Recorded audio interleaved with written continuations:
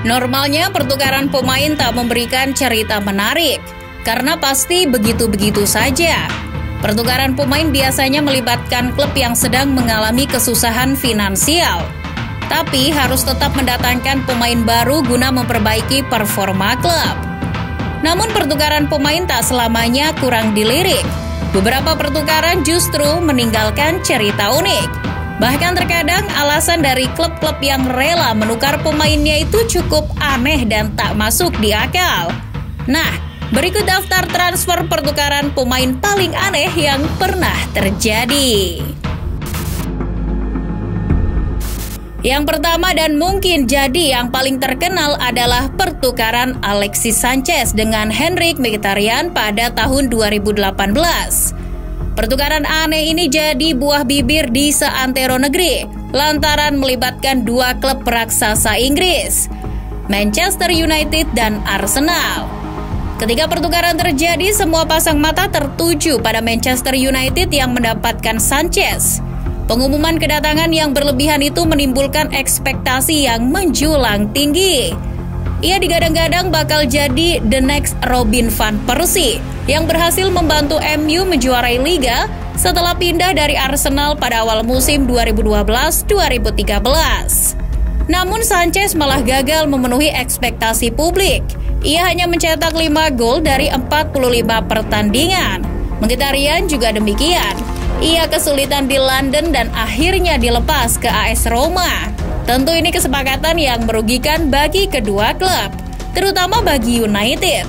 Mereka telah sia-sia mengeluarkan uang banyak, 350.000 pounds untuk menggaji Sanchez. Pertukaran ini terjadi hanya karena Chelsea ingin mendapatkan David Luiz dengan lebih mudah dari Benfica pada 2011. Maka The Blues menawarkan mahar sebesar 25 juta euro plus Nemanja Matic yang kala itu masih berusia 22 tahun. Matic jadi korban kesekian Chelsea yang kerap menimbun pemain namun tak mampu memberikan kepastian pada sang pemain. Transfer pun berhasil dan Chelsea tentu saja merasa beruntung bisa mendatangkan bek tengah kaliber David Luiz.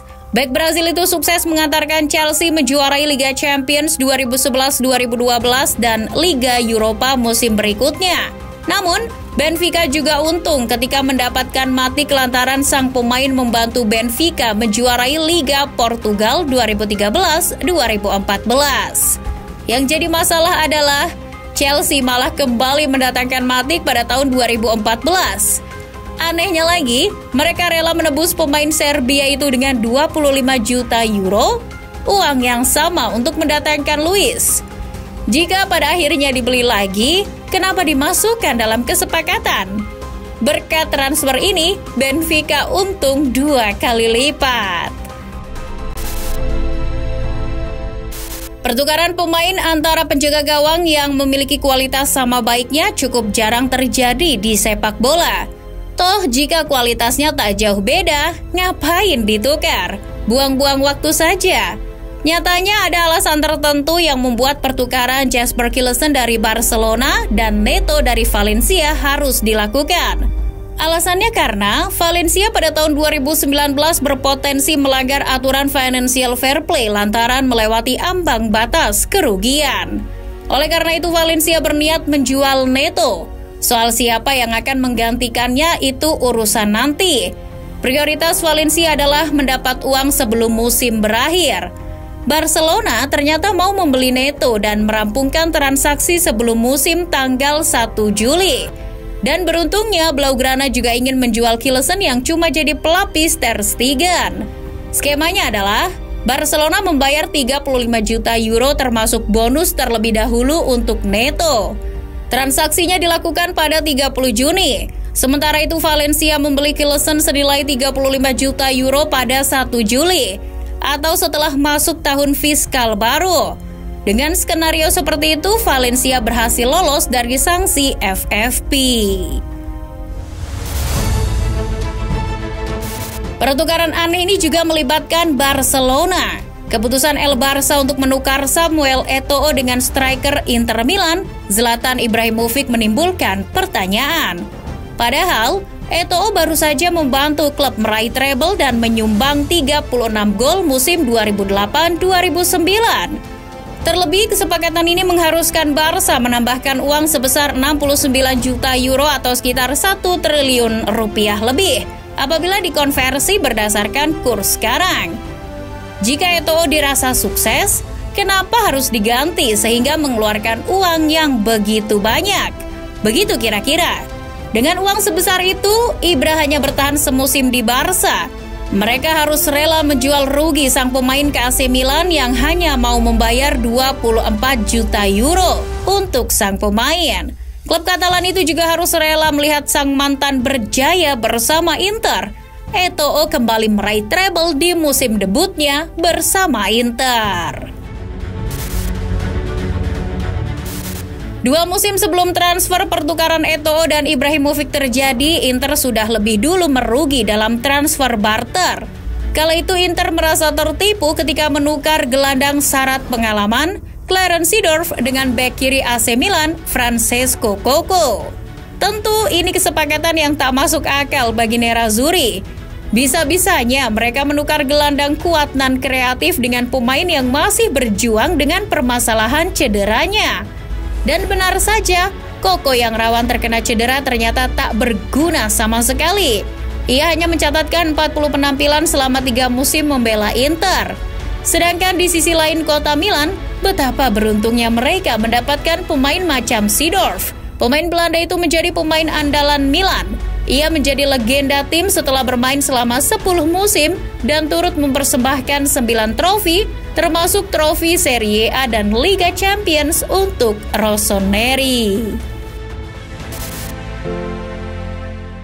Pertukaran tak masuk akal kali ini berawal dari akal-akalan guru transfer Juventus di masa lalu, yaitu Luciano Moggi.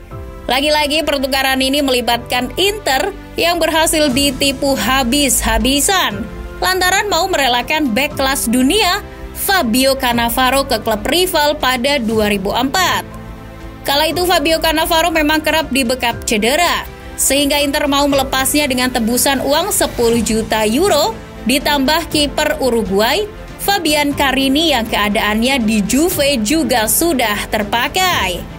Dari tanpa trofi selama 2 musim bersama Inter, Cannavaro pun sukses merengkuh Scudetto Serie A 2 musim beruntun bersama Juve. Meski akhirnya kedua piala itu ditarik dan salah satunya diberikan pada Inter karena Juventus tersangkut skandal Calciopoli 2006. Permainan Cannavaro jauh meningkat selama membela La Vecchia Signora.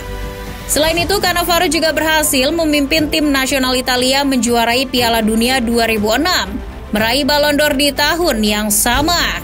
Sementara itu, Inter hanya memasang Carini sebagai kiper ketiga.